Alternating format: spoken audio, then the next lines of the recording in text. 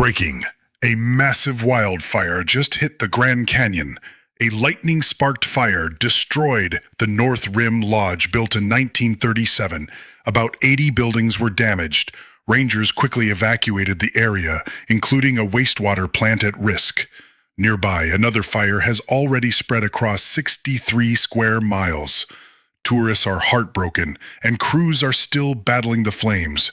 Wildfires are getting more intense. Hit follow for more real-time updates.